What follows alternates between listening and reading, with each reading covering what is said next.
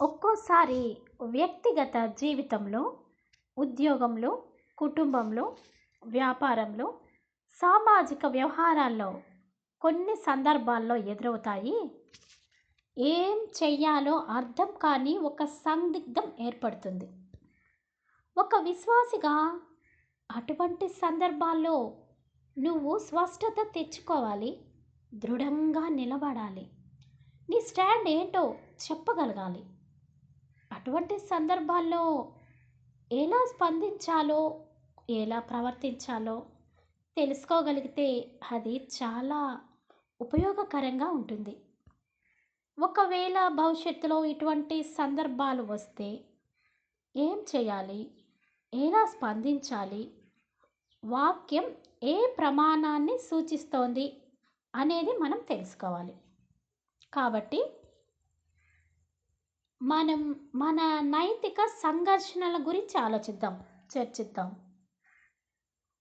వాక్యం వాటి గురించి ఏం చెప్తోందో సమగ్రంగా తెలుసుకుందాం.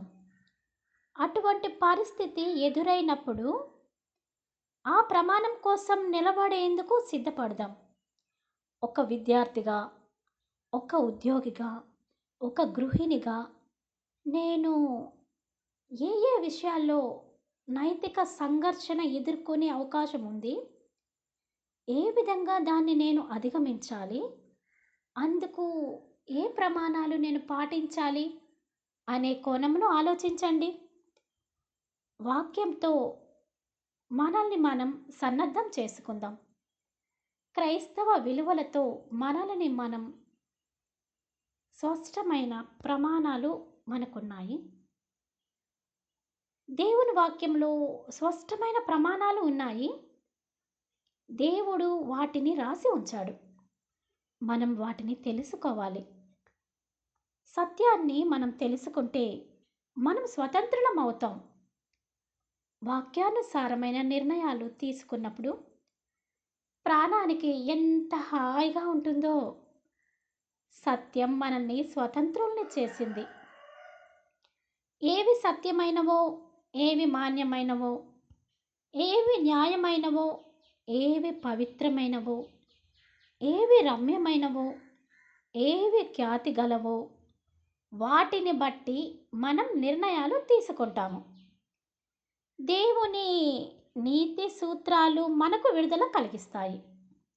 మనము అనుభవిస్తున్న ఈ స్వేచ్ఛను ఇతరులు అనుభవించగలుగుతున్నారా? మనం పాటిస్తున్న విలువలను ఇతరులు గుర్తించగలుగుతున్నారా? కొన్నిసార్లు మనం 4 రోడ్లలో నిలబడతాం, ఎక్కడ తప్పటడుగు వేస్తామో అని భయపడతాం, సందిగ్ధంలో పడతాం. అటువంటప్పుడు ఏం చేయాలి? చాలా విచారకరం. ఏమిటంటే, దేవుని చిత్తం తెలుసుకోవడానికి క్రైస్తవ విలువలకు సంబంధం లేదు అనే వాతావరణంలో మనం ఉన్నాం. దేవుని ప్రజలుగా మనం జ్ఞాన వివేచన గల ప్రజలు అని అనిపించుకోవాలి. యేసుక్రీస్తు పోలికలోకి రూపాంతరం చెందాలి, పరిశుద్ధతలో ఎదగాలి, జ్ఞానంలో ఎదగాలి, నైతికతలో ఎదగాలి, అన్ని విధాలా ఎదగాలి. మనం పరిణితి చెందుతున్న కొద్దీ మనం నిర్ణయాలు తీసుకునే నైపుణ్యం కూడా మారిపోతుంది. తొందరపాటు నిర్ణయాలు, పొరపాట్లు, తప్పిదాలు కూడా తగ్గిపోతాయి. ఆ ప్రస్ఫుటమైన మార్పు నాలో కనబడడం లేదు అంటే అర్థం ఏమిటి? నేను కొంచెం కూడా రూపాంతరం అవ్వట్లేదా? నేను నామమాత్రంగా కూడా క్రైస్తవ విలువలను నేర్చుకోలేదా? ఇది ఎవరికి వారే ప్రశ్నించుకోవాలి. నేటి క్రైస్తవుల్లో ఒక మూఢ విధానం వ్యాపించి ఉంది.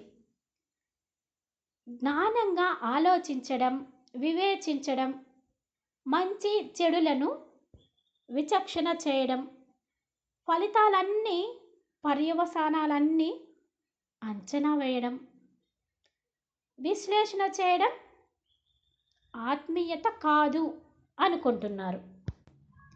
ఒక్క విషయం బాగా గుర్తుపెట్టుకోవాలి. క్రైస్తవ విలువలకు నిర్ణయాలు తీసుకునేదానికి సంబంధం ఉంది.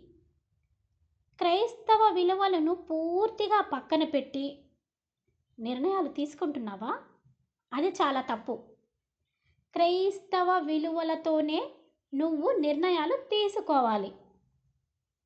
నీ నిర్ణయాల్లో క్రైస్తవ విలువలు కనబడట్లేదు అంటే నువ్వు ఆత్మీయంగా పక్కదారి పట్టావు అని అర్థం. దేవుని చిత్తం తెలుసుకోవడానికి నేను ఎక్కడి నుంచి ప్రారంభించాలి అంటే క్రైస్తవ విలువల దగ్గర నుంచే ప్రారంభించాలి. క్రైస్తవ విలువల ప్రకారం నేను జీవించాలి అని ఒక తీర్మానం తీసుకుంటే అది మన జీవితాన్ని నిర్దేశిస్తుంది. క్రైస్తవ విలువల ప్రకారం మన నిర్ణయాలు తీసుకుంటున్నప్పుడు ఆటోమేటిక్గా అవి ఆయన చిత్తమే అవుతాయి. జ్ఞానం అంటే క్రైస్తవ విలువలను ఆయా సందర్భాలకు అన్వయించుకొని ఆ ప్రకారంగా ప్రవర్తించడం, ఆ సందర్భాల్లో ఈ నైతికతను బట్టి ఇలా చేస్తే బాగుంటుంది అని నిర్ణయించుకొని ఆ ప్రకారంగా చేస్తే దాన్ని జ్ఞానం అంటాం. మనం జ్ఞానంగా ఉండాలని దేవుడు కోరుకుంటున్నాడు. దేవుడిచ్చిన నీతి సూత్రాలన్నీ పాటించడం క్షేమదాయకం. దేవుడు ఇచ్చిన నీతి సూత్రాలన్నీ పాటించడం క్షేమదాయకం. క్రైస్తవ నీతి సూత్రాల వెలుగులో మనం మన పరిస్థితుల్ని చూడాలి. క్రైస్తవ నీతి సూత్రాల వెలుగులో మనం మన పరిస్థితుల్ని చూడాలి.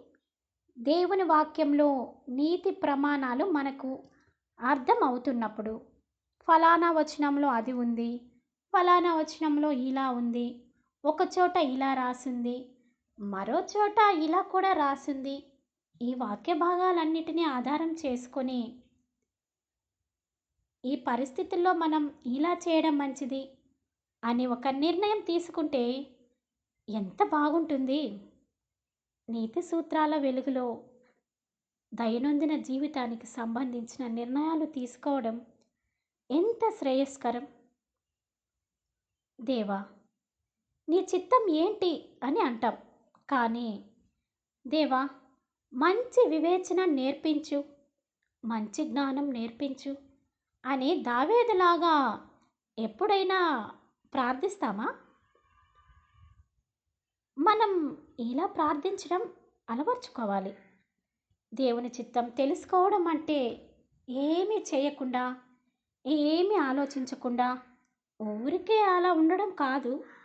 మేధస్సును కూడా వాడకుండా ఉదాసీనంగా ఉండడం గొప్ప ఆత్మీయత అని చాలామంది భ్రమపడుతున్నారు. అది ఆత్మీయత ఎలా అవుతుంది? అది మూర్ఖత్వం అవుతుంది. ఆలోచించండి. దేవుడు మనకు మెదడు ఎందుకు ఇచ్చాడు? సృష్టిలో మరి ఏ జీవరాశికి లేనటువంటి గొప్ప ఆలోచన సామర్థ్యం దేవుడు మనిషికి ఎందుకు ఇచ్చాడు? దేవుని వాక్యాన్ని చదివి అర్థం చేసుకొని అందులోని ప్రమాణాలను మన జీవితాలకు అన్వయించుకొని తదనుగుణంగా నిర్ణయాలు తీసుకోవాలి. అది దేవుని చిత్తం, దేవుని క్రమం.